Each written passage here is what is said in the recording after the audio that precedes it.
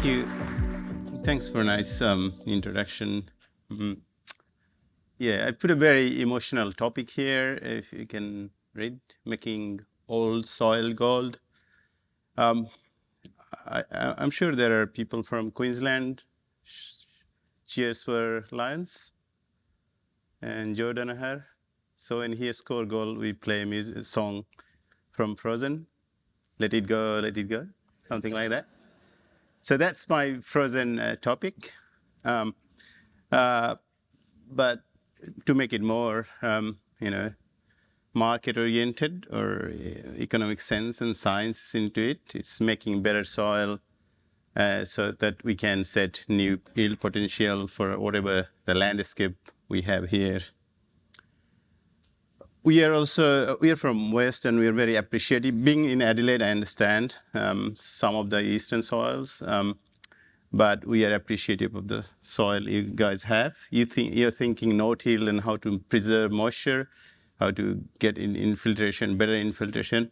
Obviously, my previous speaker from Kananara, we have good soil there in Western Australia. My talk will be more of a southwestern Australia. So yeah, these are taken from Soil Science Australia's website, and you guys are having good soil, good water holding capacity, less problem. But for us, it's a lot of soil that bring changes.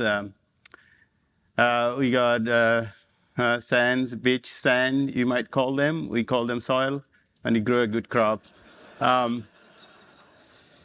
As you saw from Simon's first talk this morning, we grew around 22.8 million tons of grain, and we did twice in last couple of years.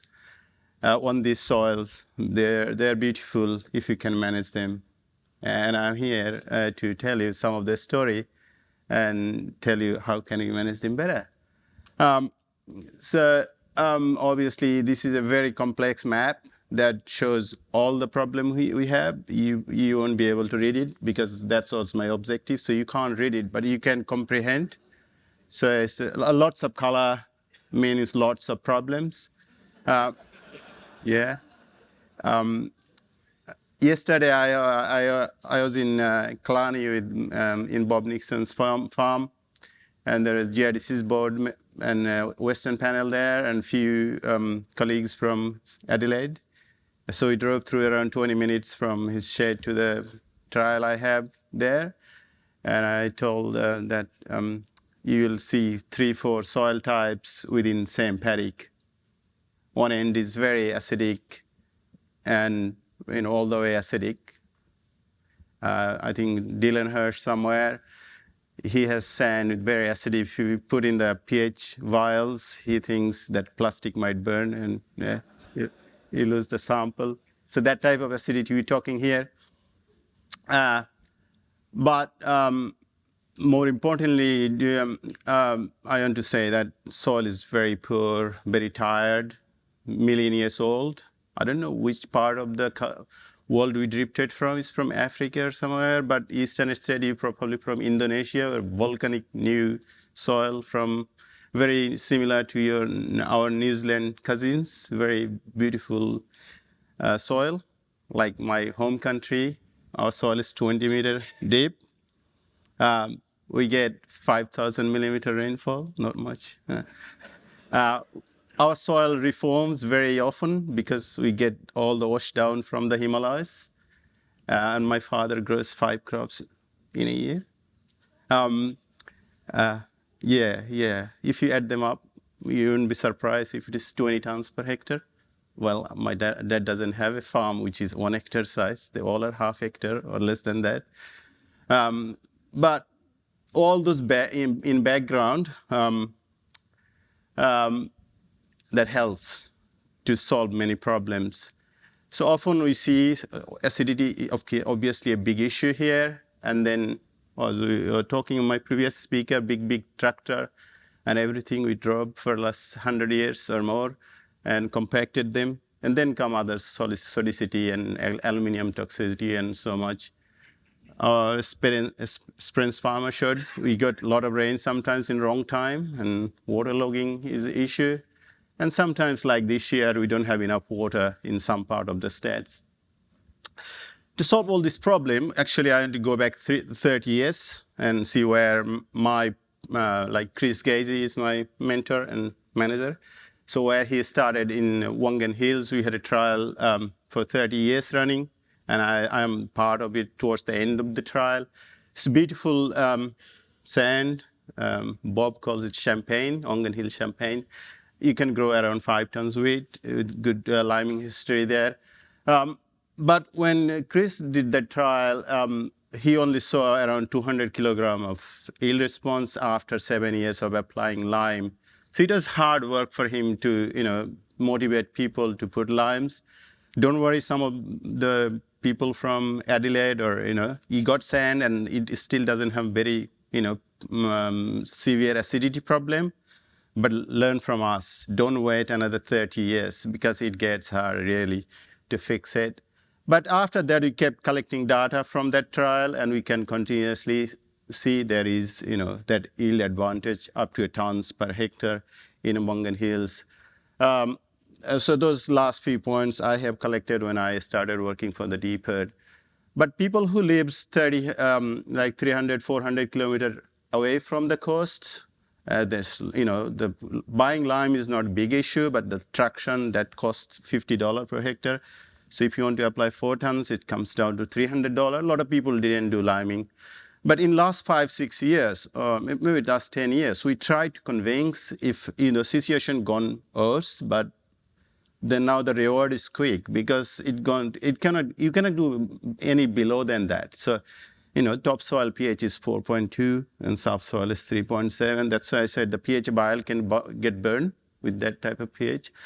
So when I put, in this case, we can see when we put 4 tons of lime on the surface, just on the surface, half a ton response within the year. And it's always there, every year. So obviously, you guys need to know the economics and, whether it's viable for you to do it. So on the left-hand side, you can see where we put 4 tons of lime in 1994. Over 27 years time, every dollar we invested, we made $5.50. So that doesn't make it's a no-brainer. But this is for Meridian, where I did a trial from 2017. You can see in 5 years' time, we invested every dollar, we made $2.50. This is from liming. Then why we worry about incorporation, which is our strategic tillage, that's the next part of my story, if you look at that little photo there, we collected soil from different part of the state, and we put lime, say 1 ton, 2 ton, 3 ton, whatever. And you can see the improvement in the roots. So I was thinking, if the root system improved that much by fixing pH, why do we see only half a ton response? It could be few more tons. So that's why we, and also we looked at some old trial, and we could see that after 20 years, the pH on the left-hand side graph shows increased only, how many units? 0.01 pH unit per year in Wongan Hills. So to improve 1 unit of pH in that type of good soil, you need around 50 years. If you just want to do no-till farming, just liming. Would you wait 50 years? I don't think so. You should not do that. So that's why I set a very basic trial with Bob Nixon. Thank you somewhere. He's there somewhere. We took his just front end loader, dug out, incorporate lime from the bottom, and build it up a real soil profile in Wajul sand. This photo from a different paddock, but I put it there anyway. So what we ended up with this different root system. There are 3 panels there on the left-hand side, but in that type of soil, all the root system are stuck within 20 centimeter. And that 20 centimeter has around 10 to 12 millimeter of water. That's it. So if you're getting 60 millimeter of rainfall, what you not getting is 50 millimeter is going through the sink. And what is also implication is getting the water table draining down in the catchment and becoming salt lake or whatever, all the salinity then coming back. But where we improve the soil pH, they're mixing that way, our root system gone to 65 centimeter, up to 65. This is for wheat. When we put the barley a couple of years later, where we remove the compaction, root didn't grow because the pH is a big issue there. But if we improve the root system, pH and both compaction would go into all the way. What we achieved there, we grew a 1.4 ton paddock turned into 3.5 ton paddock. In 2018, the paddock, the water limited yield potential, we calculate using French and Schultz, all those models. It was around 2.7 ton, but our yield went 3.5 tons. So we beat the model using just improving just pH and compaction. With barley, it was a bit more challenging season. Our yield potential was 1.3 ton. The paddock average was 1.1 ton. We are short of what we predict in the model, but the trial improved 2.1 ton. Then water use efficiency was around 22 kilogram per millimeter. This morning we saw the top farmers, the water use efficiency around 15, 16 kilogram per millimeter, and the bottom ones are 10, 12, that range. This is the trial in Merredin. As I show with the surface liming, we got 500, 600, 700 kilo every year yield response per hectare. But what we thought, if we can demonstrate in Bob's paddock using that incorporation, what if we incorporate this previously limed soil to 40 centimeter depth? And we did to 2021, our yield we got a 1.8 ton yield response without adding any more lime, just incorporate that 4 ton of lime to the depth of 40 centimeter in that sand. So that changed the game to the different level. So it is possible, and people are doing now, as Bob did, I don't know how many hectares he did last year and this year, and many other people doing this. So this is the soil amelioration, what you call it. But I still think we are missing a lot. Because if you do the maths, I have a soil physics background, so I count the water drops. And I still think even farmers in the eastern states, they are getting eastern wheat belt, gets, say, 130, 160 millimeter rainfall. I think still we are missing 40% of their rainfall and going through the sink. So that's why, before going into that, so the blue line here is the historical rainfall. We use a 7-year average, so our curve is a bit smoother. And you can see the rainfall is not increasing, and we are increasing the yield. But as Simon said this morning, if you look at the last 10 years of data, that's where you all guys started to do the soil amelioration, and that's why gaining. So our first jump was with better, no-till system, good breeding, good fertilizer, and everything else. Then we stuck somewhere. Then we took up the soil amelioration. Now we are gaining again. So our current state average in water use efficiency is around 13 kilogram per millimeter. But it is possible, I think, theoretically, 25 kilogram per millimeter. That's our research data is showing. So to prove that, we dug big holes around the states in many farmers' paddocks. We did it in a different way, thanks to GRDC and our department, DPIRD, to invest a lot of money in a lot of people. I know some people might think that's $50 million, but I didn't waste a cent. Even if anything left, we'll reinvest. So we did a different way of doing it. It's just digging and rebuilding different types of soil in the same paddock, with different, whether it's organic matter, whether it's nutrient, whether it's gypsum, whether it's lime, whether it's claying. We put everything together to find the best bet, best recipe for that soil type. We made sure proper science done, data recorded, so we can justify what the data we are getting, why it's not working for some soil type, it's working for some other soil type. And we'll be able to, in next couple of years, to give you some sort of product and diagnostic tool to say this soil type, this is what you should gain. If you're not gaining, so you're missing out by some much. Obviously, in one shot, we try to fix all the problems absorb all the water, so there is no water logging in our system, in the lake countries and everywhere else. Plant will grow drip root system and use all this water and grow crop. This is just an example of the results that we have. David is there, his cousin Ty Fulwood's paddock. So first year, in 2021, we set that trial on Ty's acidic, very duplex soil. And this is a canola crop photo taken first week of October, where we did change the soil. You can see the green strip, so crop is still growing. So same variety, same fertilizer, everything same, but we changed the soil, it grew further. And the yield was 1.5 ton, where we did not change the soil, where we improved the soil or re-engineered the soil, it was 3 ton per hectare. Obviously, you guys know the math, $900 a ton, that's close to 2 ton extra. Last year, we had a barley crop, 3.6 ton. It's a good paddy, 3.6 ton barley near Mekarin, but we grew up to 6.3 ton by changing the soil without changing the nutrition. Same nutrition Ty applies, same herbicide, same insecticide, everything same except changing the soil. So that water use efficiency was around 20 kilogram per millimeter. What does that mean for us is the opportunity to grow and keep my job, so I have jobs.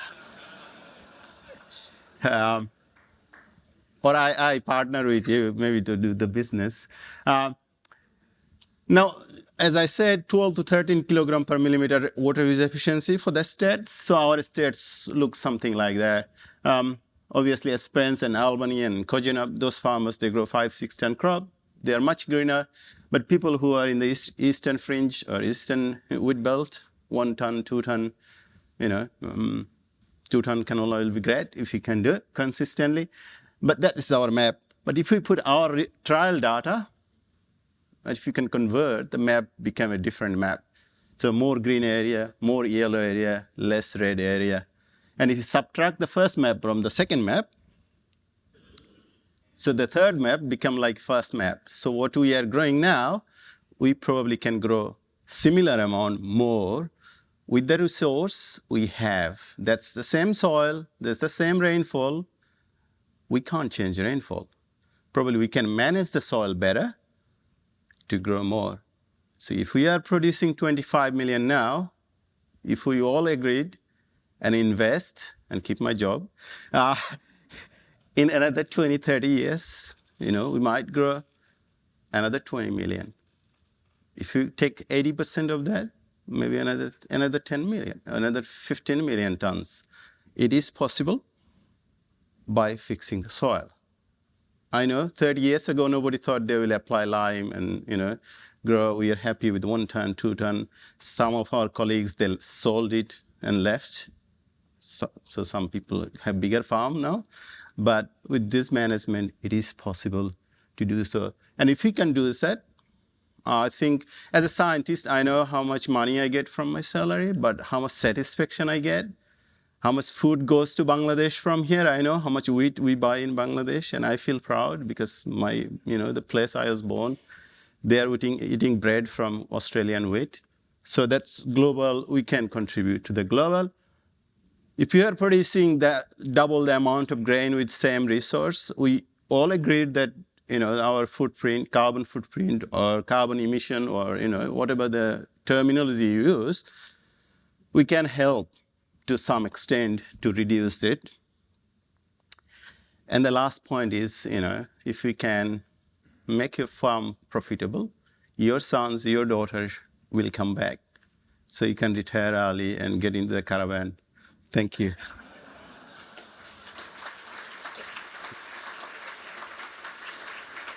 Yeah, and I also want to thank GRDC and DPIRD for their investment and a lot of the people involved. As this morning someone said, they are the hard worker. They're doing all the plant cards and all the tissue tests and everything, and I'm speaking here in Pan Pacific. Thank you.